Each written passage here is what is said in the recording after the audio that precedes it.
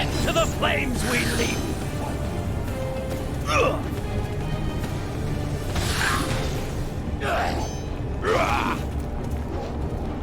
In all respects, Swordflight Chapter 2 is a module that could stand on its own in today's CRPG genre. Filled to the brim with quests and sections to explore in Calimport, I'll give you a context to that. The size of the port city, at its largest, it stretched over 6 miles across the coast and 3 miles inland. It's freaking huge.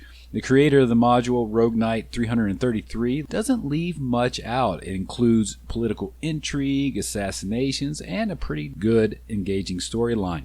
A true love letter to RPG fans as it offers many diverse decisions that can be made throughout, and the ramifications for those choices made. This is a carryover, and it is highly recommended that you play the first chapter before venturing down this mod, if for nothing else than to see where the beginning of this magnificent storyline originally took shape. Also, I feel if you complete Chapter 1, you'll be better prepared for the combat in Chapter 2. There's a certain style in Rogue Knight's 333 modules. While a power creep cannot be ignored and does take place as you gain more equipment, engaging in enemies and understanding their weaknesses and strengths will play a pivotal role in how well you can progress. The modules' expected playtime will vary, but I would say it's easily over 20 plus hours in the main campaign, and then if you add side quests to that, there's even more to go with. Combat is intensive, and I'll speak further about that in just a little bit. Remember to like and subscribe for more content, but let's go ahead and dive in.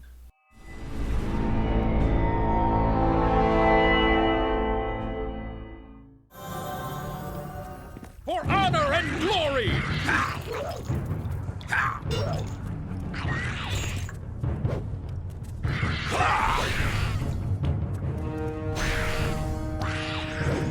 Swordflight Chapter 2 has a lot of interesting systems going on, and what I mean by that is there's a lot of gimmicks to playing with it. You have a resurrection tool, for example, which I explained in my first review. This is mostly a get out of jail free card with limited uses. You can set the amount that you want at the beginning of the playthrough. I think the max is actually 60. I don't feel like this is cheesing it, as this is intentionally put into the module to be used, and to be honest, the first time I played Swordflight in Chapter 1, I avoided using this like the plague. I safe scummed around every locked door, so in this case I went in it with an open mind and thought about how to use such a tool, and it made the playthrough much more enjoyable. There's plenty of scrolls to res your dead companions, so I wasn't worried about that. Now for me, this is how you did it. While it does have a little ding on your XP if you die and you use it, the advantages were too numerous to be ignored. For instance, if you run into a room with mobs and the AI henchmen don't do exactly what you needed them to do from the get-go, your hero might die early. But if a couple of the monsters in the pack that you're engaging die, they stay dead too. So you thin the herd and have a chance to rest and fully recharge your spells before jumping straight back into combat. I also used line of sight baiting a lot, having my companions wait around a corner while I lured a monster from a pack to meet its demise, and then just repeat and rinse. While this might be a little bit slow and tedious, what it did was enable me to engage in encounters in a more controlled fashion. I didn't use this a lot and only when I felt it was necessary, but I feel if you're getting stuck in encounters, to really think about these two things that I just mentioned before giving up. I do feel Swordflight requires people to understand some systems presented in Neverwinter Nights from D&D, character building, understanding enchantments and spells, the use of potions, scrolls, and understanding mechanics like UMD, use magical device. This isn't a bad thing, for the more you understand those mechanics and implement them, makes for a better playthrough in all the modules you'll play, and the higher you can raise the difficulty in those other modules to make it more of a challenge. As far as the design of Swordflight, Calimport is complete.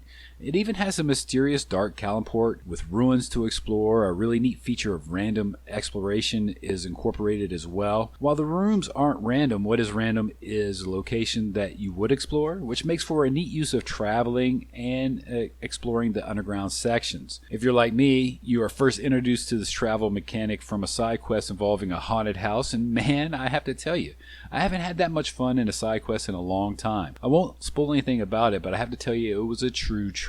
The storyline is intriguing. We are working for a local noble in Calimport, and while some of the quests will have us traveling around all over the city, we come into it with the knowledge of trying to gain access to the Thieves Guild in Dark Calimport. Depending on the alignment, this will change the playthrough and how you go about achieving that goal.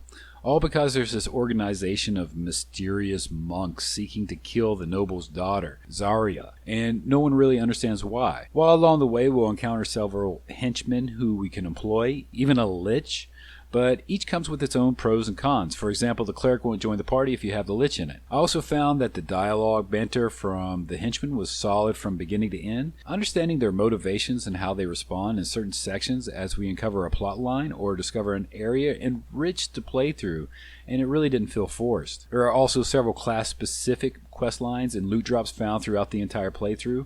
While my build is a little unorthodox, it is ranger focused, and there were several encounters where being a ranger played a key role.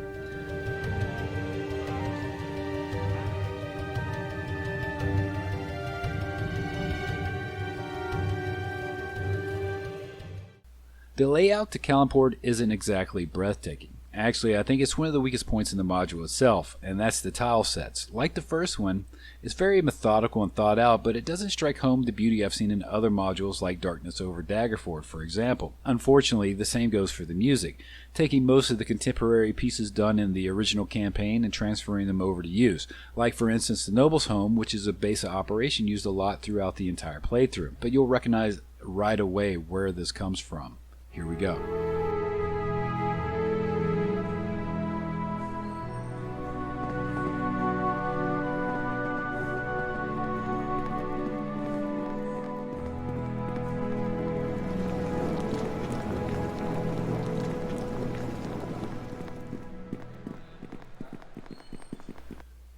Swordflight Chapter 2 has a lot of things going for it to make it a great module to play. If you dig good storylines, tough combat, and rewarding exploration, then this is a winner. As I stated before, I can't recommend this to beginners to Neverwinter Nights, but if you have CRPG chops, then this is definitely worth a look. It not only matches a lot of the same beats I thought were well done in Chapter 1, but expands upon it much like Matrix Reloaded did. Well, that's it for my review for Chapter 2.